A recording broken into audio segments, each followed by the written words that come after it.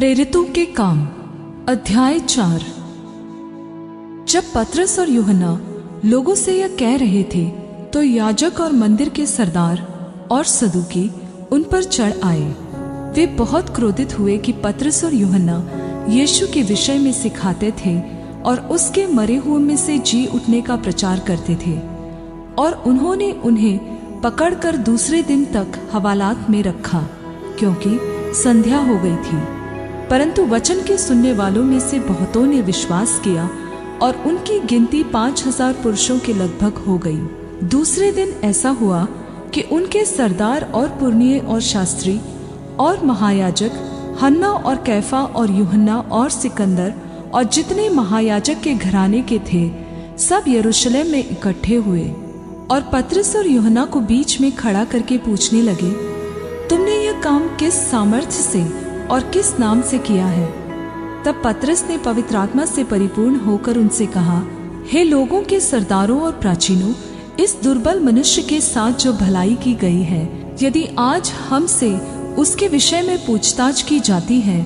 कि वह कैसे अच्छा हुआ, तो तुम सब और सारे इस्राएली लोग जान ले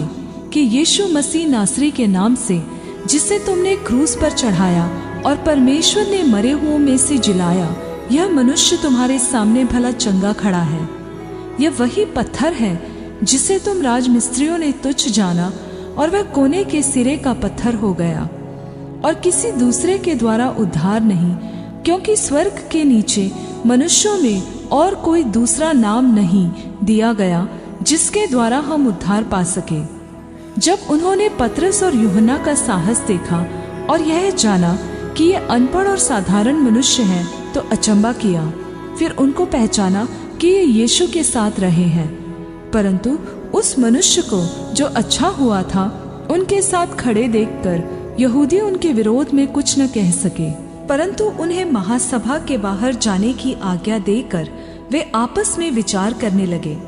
हम इन मनुष्यों के साथ क्या करें, क्योंकि यरूशलेम के सब रहने वालों पर प्रकट है कि इनके द्वारा एक प्रसिद्ध चिन्ह दिखाया गया है और हम उसका इनकार नहीं कर सकते। परंतु इसलिए कि यह बात लोगों में और अधिक फैल न जाए, हम उन्हें धमकाए कि वे इस नाम से फिर किसी मनुष्य से बातें न करें।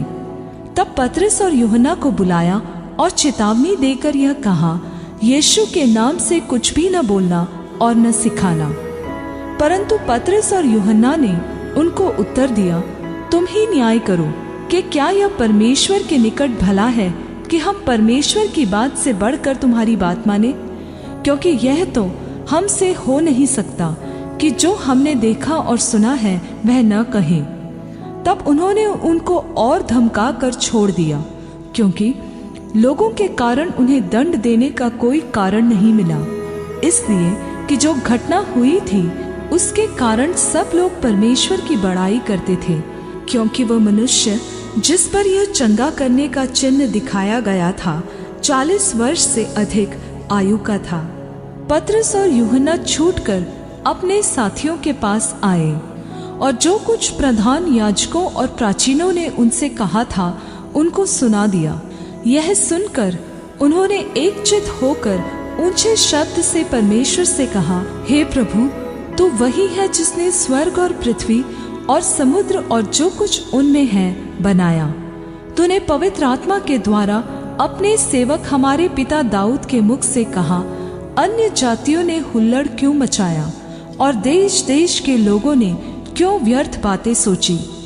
प्रभु और उसके अभिषिक्त के विरोध में पृथ्वी के राजा खड़े हुए और हाकिम एक साथ इकट्ठे हो गए, क्योंकि सचमुच तेरे पवित्र सेवक यीशु के विरोध में जिसे तूने अभिषेक किया, हेरोदेस और पुन्तियुस पिलातुस भी अन्य जातियों और इस्राएलियों के साथ इस नगर में इकट्ठे हुए कि जो कुछ पहले से तेरी सामर्थ्य और मति से ठहरा था वही करे। अब हे प्रभु, उनकी धमकियों को देख और अपने दासों को यह वरदान दे कि तेरा वचन बड़े साहस से सुनाए और चंगा करने के लिए तू अपना हाथ बढ़ा, कि चिन्ह और अद्भुत काम तेरे पवित्र सेवक यीशु के नाम से किए जाए। जब वे प्रार्थना कर चुके तो वह स्थान जहाँ वे इकट्ठे थे हिल गया और वे सब पवित्र आत्मा से परिपूर्ण हो गए और परमेश्वर का वचन साहस से सुनाते रहे। और विश्वास करने वालों की मंडली एक चित्त और एक मन की थी, यहाँ तक कि कोई भी अपनी संपत्ति अपनी नहीं कहता था, परंतु सब कुछ साझे का था। और प्रेरित बड़ी सामर्थ्य से प्रभु यीशु के जी उठने की गवाही देते रहे, और उन सब पर बड़ा अनुग्रह था। और उनमें कोई भी दरिद्र न था, क्योंकि जिनके पास भूमि या घर थे वे उनको बेच बेच कर बिकी हुई वस्तुओं का दाम लाते और उसे प्रेरितों के पांवों पर रखते थे, और जैसी जिसे आवश्यकता होती थी उसके अनुसार हरेक को बांट दिया करते थे। और यूसुफ नामक साइप्रस का एक लेवी था, जिसका नाम प्रेरितों ने बरनबास अर्थात शांति का पुत्र रखा था। उसकी कुछ भूमि थी जिसे उसने बेचा और दाम के रुपए लाकर प्रेरितों के पांवों पर रख दिए।